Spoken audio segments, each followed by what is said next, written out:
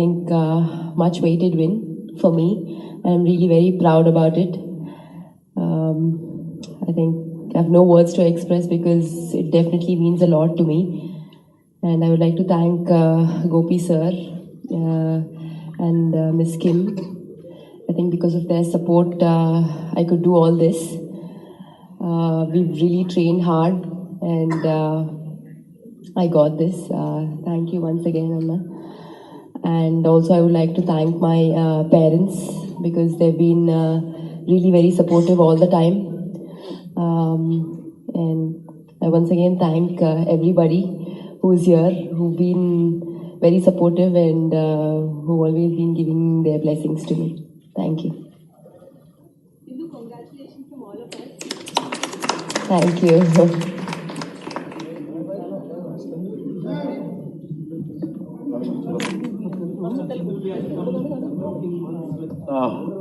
Two bronze, two silvers. That was a different feeling. So when you have come back to this with a gold, the where you have practiced, how is the feeling now actually now? I can say I finally did it.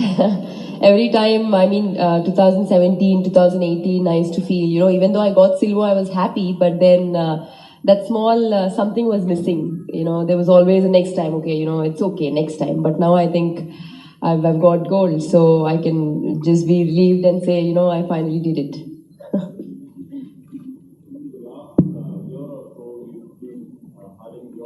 But you've also been having a bit of a tough time. But how do you motivate yourself and keep them at any point of time, did you feel like it's not happening? Do you want to do something? Well, every time, like last time when I missed it, I felt bad. And before that also, but I think I always believed in myself and I kept working hard. And I think with the support of Gopi sir and the other coaches, I've been learning from my mistakes and I was also, correcting them and I came back much more stronger. So I think that really helped me. Now, Sindhu, now Olympics is very much clear now, 11 months from now. There will be more expectations on you now. So how different challenge will be this for you now? Well, responsibilities are always there. People would be expecting a lot more. But I think, for me, this win means a lot and it gives me a lot of confidence. With the same confidence, I hope I move forward. And as you know, this is a qualification year for Olympics, so it's just step by step for me. And of course, my ultimate aim would be Tokyo 2020, but before that, I hope I do well in these coming tournaments as well. So from 2017 till now, your mindset has changed. You're more confident, more aggressive. And you said your strength training and your physical training has changed. So do you have some other training for Olympics? And do you want to continue this kind of win? What is the secret? Yeah, because if you see now badminton, I think especially in the women's circuit, every time you go onto the court, every tournament, it's a different game style. Every player has a different style of play. So every time we go onto the court, it's the game is changing. So you need to strategize accordingly and change your game accordingly. So we've been practicing on that. And I think that is very important that it's not the same type of game you play every time because we know each other's game. And it's just that, when you go onto the court, you change accordingly and strategize accordingly. So definitely we will be having, few more skills, new skills, and we will be working hard for the Olympics. And definitely there will be a lot more new things coming up. So, yeah. Anything you want to add?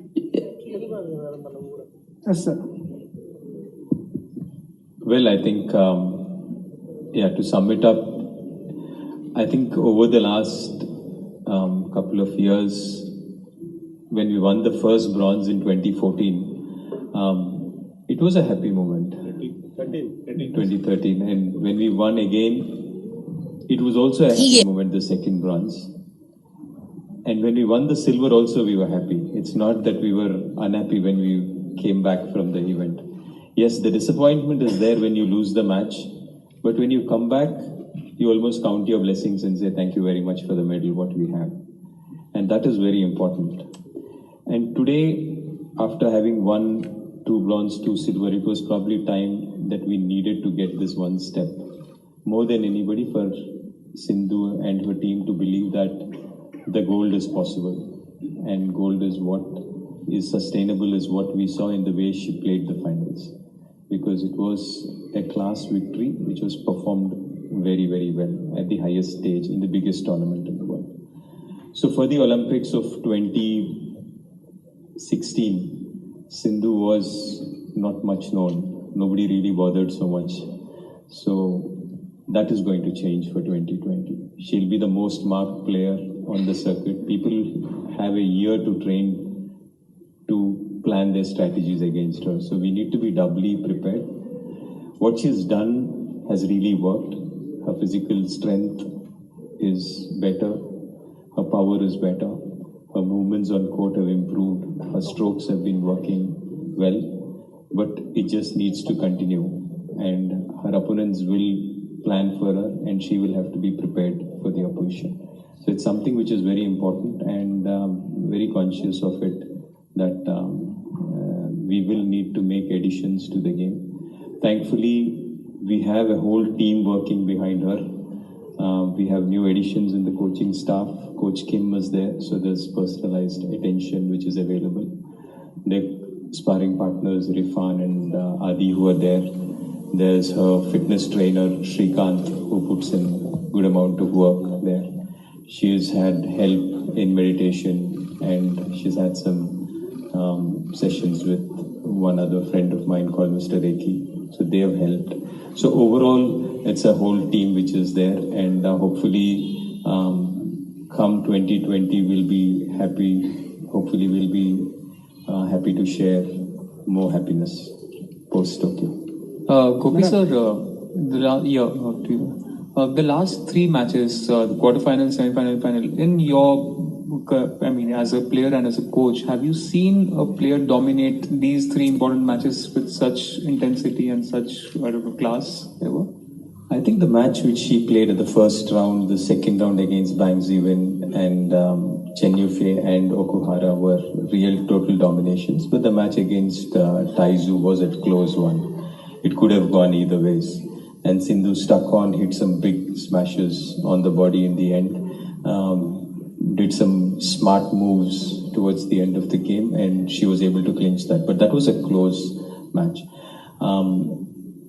It was for me, it was almost like one of those tennis finals where you're playing on grass and somebody with a big serve and a volley just runs through the match and you don't have any opposition against it. That's the kind of domination, because sitting there and just, I was almost thinking from Okuhara's side, and I was saying, what is it that she can do to beat Sindhu? And I just couldn't see her do anything.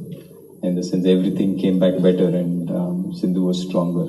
So definitely on that day, by far Sindhu was superior. And even against Chen Yufei, and not that she's only done it in this tournament, but if you look at, say, the Indonesian Open, also the scores were 7-14 against Okuhara in the quarterfinals, and also against Chen Yufei it was 11-12-13. So basically, she had beaten both of them completely. The only player whom she has lost to in the last few months was Yamaguchi. And once Yamaguchi had lost, I was kind of saying, okay, fine, this is good. Now, if she gets over Taizu, then she's definitely going to make it to the gold. Yes, sir. Sindhu గారు, మీకు question ఇది. నేను సతీష్ అండి, HM TV నుంచి. మీకు final phobia ఉంటుంది అనేది ఇప్పటివరకు చూసాము, ఫైనల్లో రాగానే మీరు టెన్షన్ పడతారు అని. ఈ మ్యాచ్లో ఎలా ఉండే మీ ఫైనల్ ఫోబియా ఎలా ఉంది? ఫైనల్స్లో నేను అంటే ఫైనల్ లాగా ఆలోచించలేదు. ఈ మ్యాచ్ బాగా ఆడాలి, లేకపోతే ఈ మ్యాచ్ గెలవాలి, తప్పకుండా గెలవాలి, లాస్ట్ టైం ఓడిపోయాను అని అలా ఆలోచించలేదు. బట్ ఫైనల్స్లో కూడా మామూలుగా క్వార్టర్ సెమీస్ ఎలా ఆడతానో అలానే ఆడాను. సో నాకేమంత ప్రెషర్ అనిపించలేదు. బట్ నార్మల్గా నేను వరల్డ్ ఛాంపియన్షిప్ లాస్ట్ టైం కూడా ఓడిపోయాను, I should play really really well అంటే డెఫినెట్గా ప్రెషర్ అనేది ఉండేది. But I think I played how I played my quarters and semifinals.